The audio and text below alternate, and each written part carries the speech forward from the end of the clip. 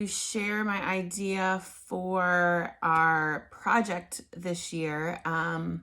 Last year, as you know, we did a P52, so we had a theme each week, and we would shoot whatever we wanted and interpret the theme however we wanted, which was great because it really teaches you to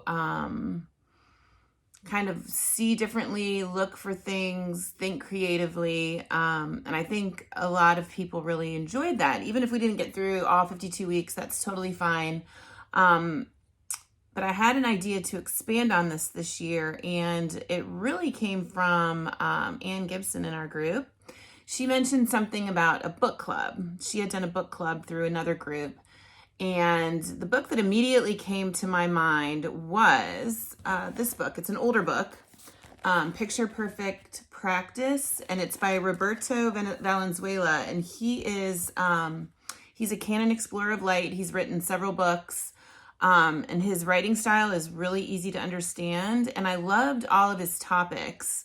As I looked through the book, I've had it for many years. It's been on my shelf, and one of the things that's hard about it is there's a lot of information. So I think breaking the book down into weekly segments would really make it easier to digest. And it's really for all skill levels too, because even if you've been shooting for a long time, it's a great reminder of things to look for. So the way that it works, I'd like to do the first 18 chapters, and the rest will be more for reference. But he goes into photography principles like looking for geometry. That's the first week, is geometry. So looking for squares, circles, and how do you use that to frame your subject, to balance your picture. So really the theme could be anything. And then we just use these different principles. So it's just some examples of the things that we would go through is the first week is geometry, then it's balance, then it's looking for parallel lines, symmetry, color, what else? We've got, using art or paintings in your depth. So it's all different things that you just, when you're first starting out, it's like, okay, is my picture in focus? What's my shutter speed? What's my aperture? Is the white balance off? Those are the fundamentals. Okay. So if you've got to learn those first. And if you don't know those, I'm going to be reopening my class here in the next couple of months. But in the meantime, once you kind of nail the fundamentals, then it's like, okay, how do I make my pictures look different than everybody else's? So he uses an example of, like, here's the tourist shot. Now, what's the photographer shot? And what do I look for to make it, look like I know what I'm doing? So one of the examples that I was just going through yesterday on Instagram, even if you don't like sports photography, I love sports photography, but even if you don't like sports, hear me out for 1 second. So there is an Instagram called SI Full Frame, and it's Sports Illustrated Full Frame, SI Full Frame. And they just did like 5 or 10 posts of the best pictures of the decade. And I was looking through it, and it's amazing like how many principles that you'll see that are in this book that we're going to study for book club. You'll be amazed at how many of these things you'll see over and over again in the best pictures of the decade. These are the best photographers in the world. And, how do you take a sport such as football that's the same every week? The teams look the same, the stadiums look the same, the colors change, the people change, but everything's pretty much the same. A tennis match, it's pretty much the same. So how do you look for things and be creative and use these different principles to make something that's the same every single week look different and unique and make it become a picture of the decade? So these are the types of things that you'll start to look for. Another example is concert photography.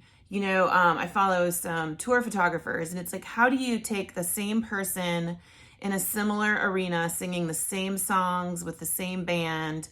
How do you go week to week and you find variety and you find different ways to take that same picture and make it look different so that like you don't have an entire feed of the same picture?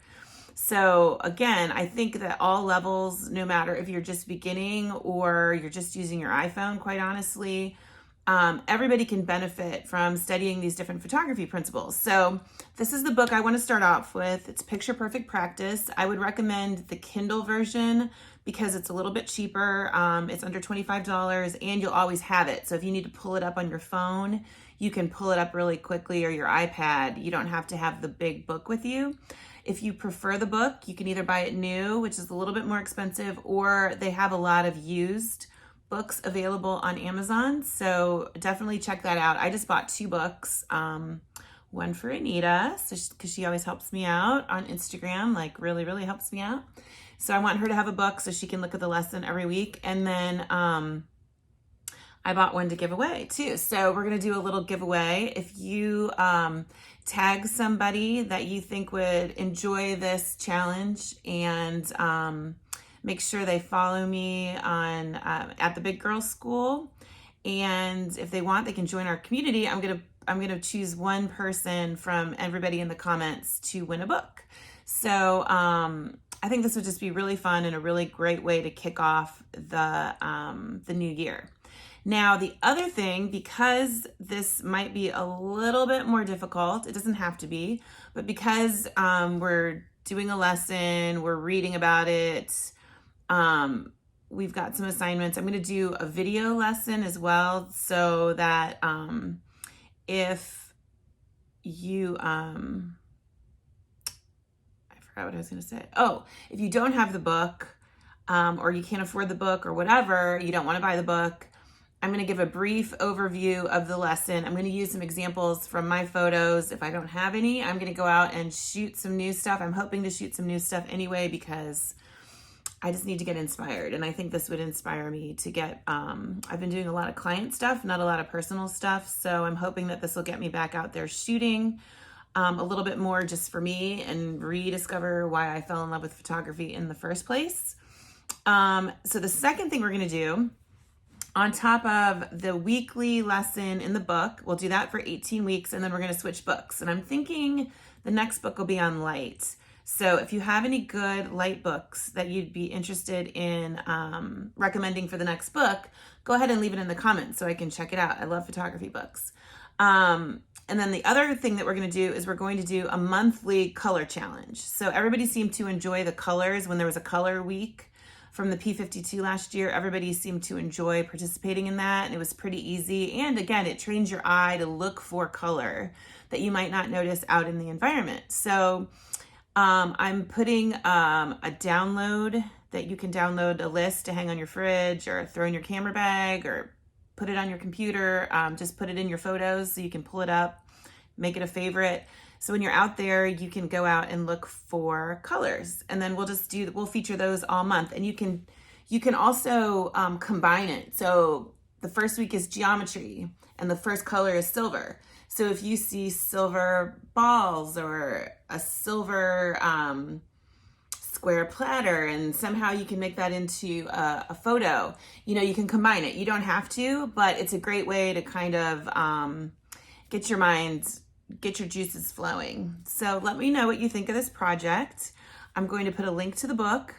Again, I'm recommending Kindle just because you always have it. I do recommend getting the book if you don't mind spending $25, because he goes into a lot of detail on why Let's Use Geometry is important, how it's used in the environment. There's some downsides, like how it can be distracting and things you need to look for. So he does a great job explaining, and then he's got some in-depth things that you can practice. So I think this is really, really going to help take your photography to the next level, especially if you feel like, okay, I've nailed the fundamentals. I'm getting sharp photos when I want to. I'm getting nice light in the eye. I'm feeling good about where I am, but I want to start stepping it up. And I think that's really where looking for interesting compositions and elements out on location or wherever you're taking photos, that's really going to start setting your photos apart.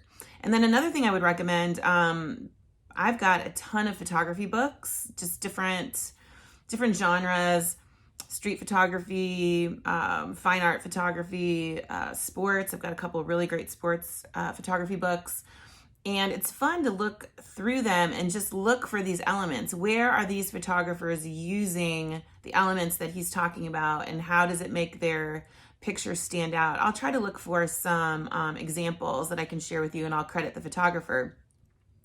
So just so you can see, like in real life, where these are making a big difference. So anyway, I am excited about this project. Let me know what you think. Let me know if you've ordered the book. And then if you find people who are interested in participating, tag them below, have them follow the Big Girls School on Instagram. I've got a free book to give away, and it should be here next week. So I'll get that out to you. All right, thanks. Happy New Year.